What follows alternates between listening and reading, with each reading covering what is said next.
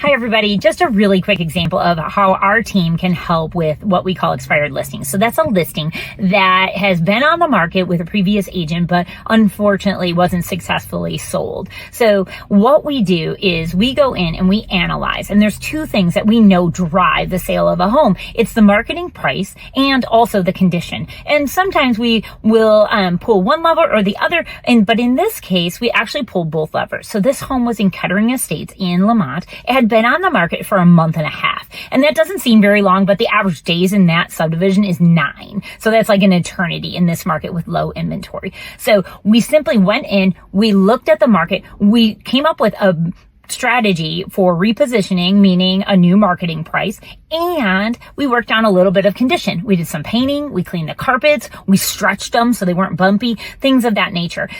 Little to no money items. And then with that being said, we went on Friday.